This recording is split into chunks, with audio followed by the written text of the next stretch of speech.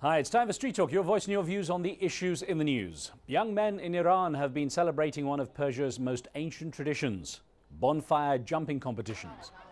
Red Wednesday is part of a pre-Islamic New Year festival that dates back to 1700 BC. Adults are stocking up on other items that symbolize the event, like goldfish, garlic, wheat and confectionery, which they arrange on coffee tables around which people gather and pray. Although many Iranians are complaining this year of rising inflation, it did not deter them from flocking to local markets and reveling in the streets. There is inflation. The economy is not doing very well because of fuel rationing and inflation, but we hope the situation will improve. Iranians always celebrate the traditional holidays in spite of all difficulties. If we start our new year with good thoughts and opinions, it will be a good year. Planning for the new year there. Well, the first hotel designed exclusively for women has opened in Saudi Arabia. The Luthan Hotel and Spa offers plush lodgings with a full range of health and beauty facilities for ladies to pamper themselves away from the eyes of male-dominated society. Saudi Arabia is one of the most conservative countries in the world, but new rules this year allow women to stay in standard mixed-gender facilities.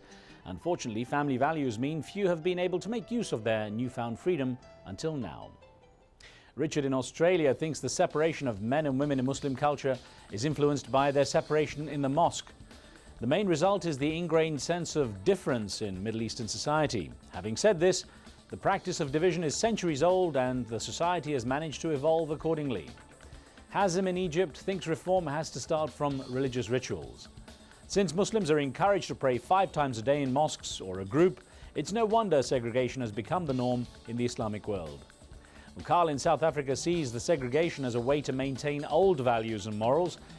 The separation of women and men in mosques preserves a certain culture within the Muslim community.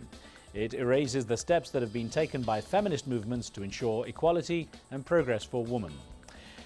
Salvadorans have a clear conscience after men dressed as devils whipped them for their sins during Holi last week. In a traditional ceremony, demon men punished people to repent the bad deeds they committed during the year. The beatings are real, not simulated, and are meant to highlight the universal struggle of good and evil. The ceremony ends when Jesus rings a bell that means he will forgive anyone in spite of their sins. And that's it until next time. Do keep sending in your questions and comments to riz@aljazeera.net and point us to anything interesting or amusing for Street Talk.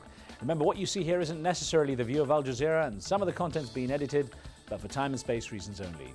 And that's the talk on the street.